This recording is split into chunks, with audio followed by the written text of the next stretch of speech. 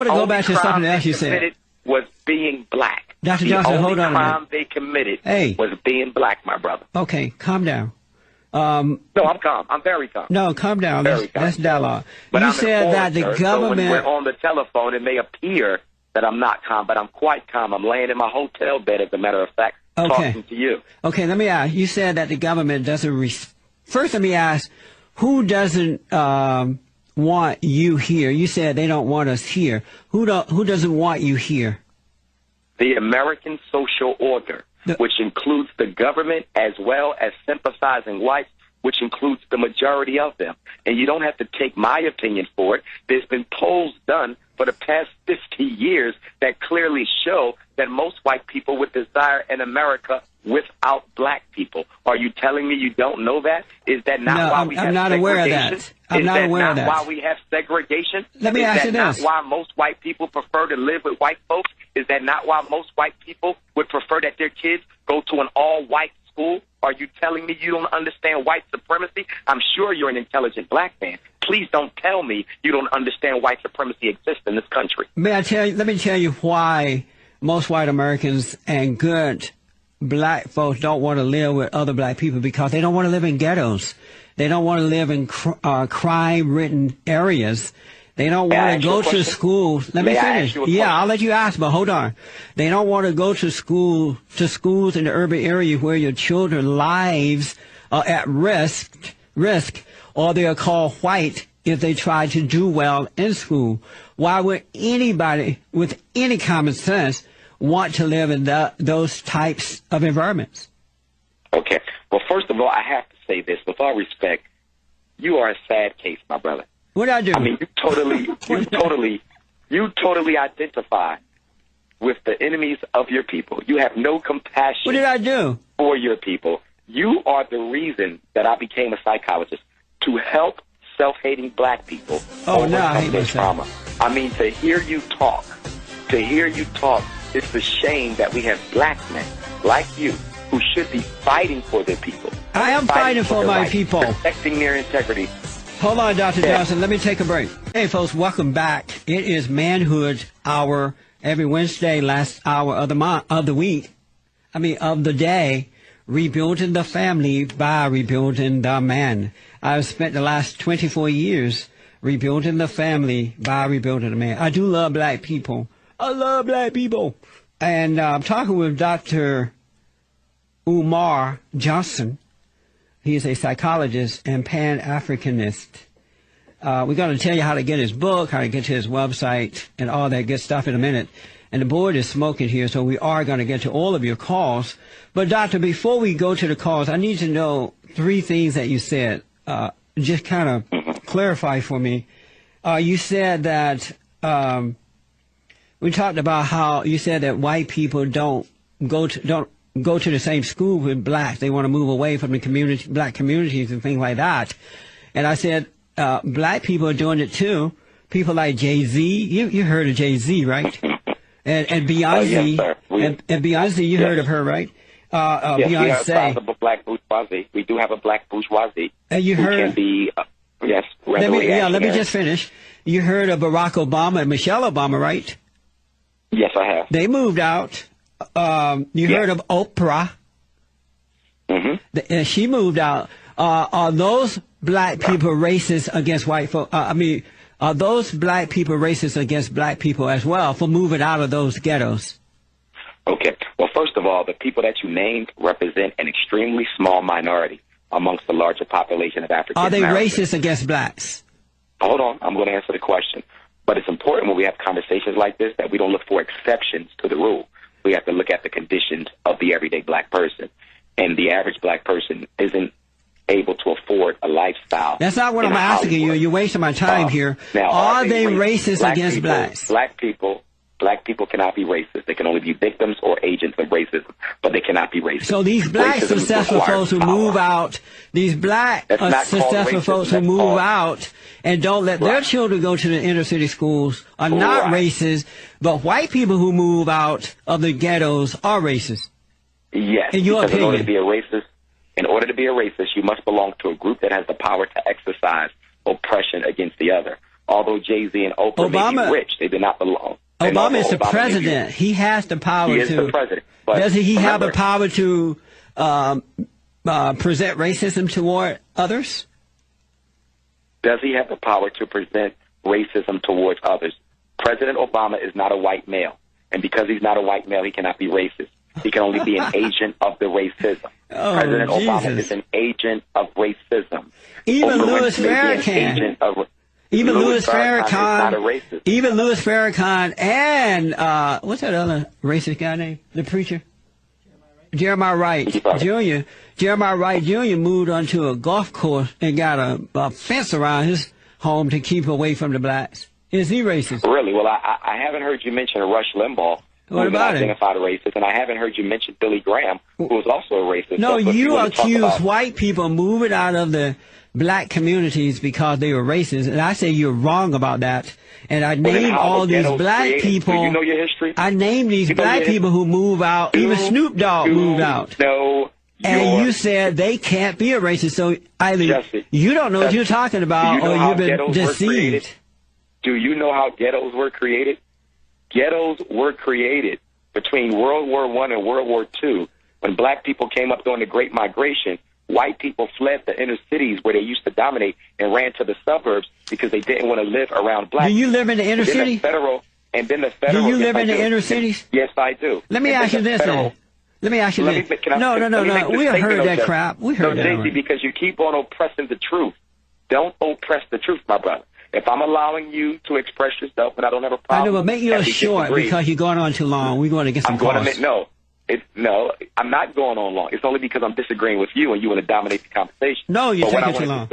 Okay, let me make this statement. The Federal Housing Association, along with the American Social Order, which includes the government and white people, created ghettos through the Federal Housing Association by giving white people low-interest loans, which allow poor white people to move to the suburbs, and then they deny the same low-interest loans to black people living in the ghettos, and thereby trapping us in the ghetto and allowing white people to escape. You need to study your history on how ghettos were created. Let me ask you this. Jewish word. Let me say this. It is a Jewish word. Okay, I heard all that. It is a Jewish word. Let me ask this. It first referred to the poor white Jews who once dominated in America's city, but were given white privilege. Okay, white affirmative action hold on. in the form of low-interest loans by the Federal Housing Association. Doctor, hold on. Let me ask this. Don't mislead your listeners. I know, but stay with me. Don't mislead your listeners. Stay with me. Let me ask you this. Let me ask. So let's say that social engineering did happen, or is happening, or did happen. Once they put black people in those areas, what prevent black people from keeping those areas clean, safe? Why do they kill each other? Why don't? Beautiful question. Is it that the white man is causing them to live an immoral lifestyle as well? Okay. Well, it's interesting you put morals in the equation, because if you look at white America, including suburban white America, if you want to evaluate people's morals, they're no more moralistic than anyone else. But you're not answering my question. How immoral are the white people causing black people to live from realizing a decent quality of life so that you can do such? Racism is inherently immoral. But to answer your question, why ghettos remain ghettos is because black people are denied systematically, as I said earlier, access to capital that would allow them who caused black? We are denied access to wealth. We are denied access to community credit that would allow us to build up our community. That's why ghettos stay ghettos. In fact, my brother. So the white man is to blame. Why are black people so dumb that they let white people control them like this? Who controls the economic system in America? Black people. Obama. Or white people? Obama at this point. Obama doesn't control anything. Obama is an employee. The NAACP, Jesse Jackson, Louis Farrakhan, and all those folks. Obama is simply the face on white supremacy. So why? It's not a force behind why did you people want a black president if he wasn't going to be of any good to you? Beautiful question, my brother. Beautiful question, my brother. And my answer is real simple. Because black people are just as politically uneducated and ignorant about how America really functions as are white people. So we should not have given you a black president?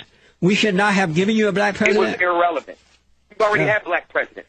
We already had them. Who? Abraham Lincoln, Thomas Jefferson, George Washington, Calvin Coolidge. All these men were biracial. Let me take a quick break. We're coming straight back to the phone. Right after this break, folks, we're going to go directly to the phone. Dr. Johnson is with me.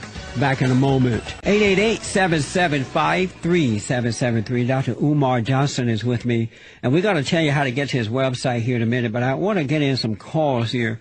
Let's go out to Los Angeles, California first and talk to the Baba Go-To Guy. Baba Go-To Guy, good morning, sir. You're on with Dr. Johnson. Good morning, Jesse. Good morning. That last comment about George Washington and Thomas Jefferson. You're not going to say good morning to Dr. Johnson? Oh, I'm sorry. Good morning, Dr. Johnson. But we're not Good supposed morning. to say that because we're blue-eyed devils. We're not supposed to do that. Anyway, doctor, that was mind-boggling. So now George Washington was the first black president. Is that what I'm hearing? Well, first let me say that I never referred to white people as blue-eyed devils. Second, let me say that I think it would be in your best interest to read a book called The 5 Negro Presidents that talks about the biracial heritage of 5 of America's leading presidents. Many of them were African. So what are we arguing about here then? If we're all black, what are we arguing about? If you have black presidents already, why are you mad at the white folks? Yeah, well, George Washington was black. There is no white Number one, why are we equating a black president with black progress? Why is that being equated? Well, if you can equate a white man to being a black president, we can do that too, I guess.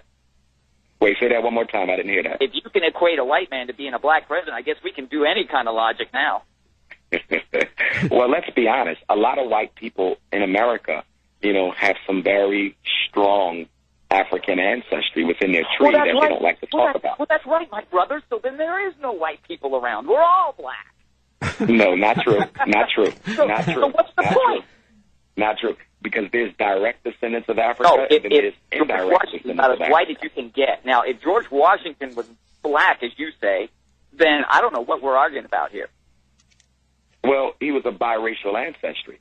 But being biracial does not eliminate the race issue because most white people desire a pure white race. I mean, the basis of white supremacy is white genetic survival. Most white people do not desire to mix with black. And that's one of the biggest reasons you have such oppressive strategies being engineered against African people. Incarceration, police brutality, homicide, gun violence. What an imagination. Your imagination, Doctor, your imagination due to your anger and racist attitude toward white Americans have gone wild. Projected any anger. Gone wild. Projected any anger during this conversation today, gentlemen. But your wild imagination implies that your resentment toward white Americans will not allow you to think straight. Can be backed up with solid facts. I'm sorry? Everything that I've stated on your show today can be factually proven using information from mainstream white America. This black doctor based on opinion. It's all based on facts. This black doctor's racism is rooted in the same ungodly socialism. So let me ask you a question. It's all the same. They have the same economic. I have a question for you, sir. For everybody. Do you believe America is fair to African Americans? Do you believe that there's not more than fair? More than fair. Gone out of their way to be fair. So how do you explain? There's been a lot of every 4. How do you explain 1 out of every 4 African American boys graduating from high school? How do you explain 2 out of every 4 African American males being under some form of supervision under the criminal justice system? Hold on, one at a time. Hold on. Okay. Go ahead, Baba Go-To. Yeah, you asked me the question because blame for anything they do was taken, and you're doing that this morning. Blame for anything they do is taken away from the black man and given to the white man. How are they ever going to get any better? They won't. Let me explain why it's like that. Due to the destruction of the family. Hold on, Doc. Let me, Doc. Of distortion Doc, hold on. You asked, how do you explain that? Thank you, Baba Go-To. Distortion and denial. Doc, let me explain it real fast. Hold on. Hold on, Doc. I haven't said yet. I haven't explained yet. The reason for that, due to the lack of family, the destruction of the family in the black community, and due to the lack of moral character. Hold on, Doc. Due to the lack of moral character, most black people are suffering not because of racism, but the lack of moral character. Due to the fact that most black people don't think for themselves, they listen to other racist so-called black leaders, and they're being brainwashed, dumbed down, and demoralized. They rely on the government to take care of them instead of themselves. Let's go out to Nashville and talk to Jarvis. Jarvis, you're on with Dr. Johnson. May I ask you a question before you go to Jarvis? Go ahead. May I ask you a question? Yes. Here's my question. During the break, I heard a commercial from you. Listen up. It said, in order to rebuild the family, we have to rebuild the man. Yes. I heard you say that. Yes. Now, if we have to rebuild the man in order to rebuild the family, how can you claim that the United States government isn't the primary destroyer of the black family when they are the ones locking up all the black men, preventing them from building their families? If the government is locking all the black men up, how in the hell can we rebuild black families? If the black men or man had fathers and mothers raising them, if the black males, let me finish. You asked me a question. Hold on. The fathers are in jail. If these young black people had, hold on, Doc. Locking up all the fathers. If they had fathers and mothers, they're in jail. Hold on, Doc. What are you going to do about the incarceration system? Go ahead, Jarvis. Go ahead. Hey, I'm gonna give him a little quick summary of who I am. I'm a young black dude. I'm 26 now. I used to be in the game. I used to run the street. By the grace of God, never been to jail. I lived in the ghetto all my life. Recently, as last year, I worked my way out of the ghetto, me and my wife and kids. And now I do not live in the ghetto. I work for everything I have now. I'm not on no government assistance. I do for myself. How come them people that you're saying that are victims can't do the same as I did? Excellent question. Excellent question. One of the first things that I found interesting in your statement is that you referred to African Americans as those people as if you're separate from that group. So right there, that tells me your degree of confidence. Technically speaking, I'm not asking my... That's your denial. No. I'm going to tell you. What my... Hold on, guys. Hold on. Let me take a quick break. I'll let you finish. And what's your website? How can folks get your book? The website is drumarjohnson.com. That's drumarjohnson.com. They can order the book, Psychoacademic Holocaust, directly from the website. I recommend that all persons working with African-American children or who are interested in helping African-American children read that book. It's the only one ever written by a black male school psychologist that teaches people how to fight back against the special education machine as well as the ADHD and Ritalin machine. Okay. Jarvis, are you still there? Yeah. Okay. So, Doctor, how do you respond to Jarvis that he was able to pull himself up? Why can't other black folks do the same? Well, one of my issues with Jarvis's comment was it was totally based on his own individual experience. One thing that we have to do is stop looking at the world only through the conditions under which we live and the obstacles in our path. We have to look at what is going on with all of our people. What is the general condition? I'm glad that Jarvis was able to do what he did, and I'm very proud of my brother.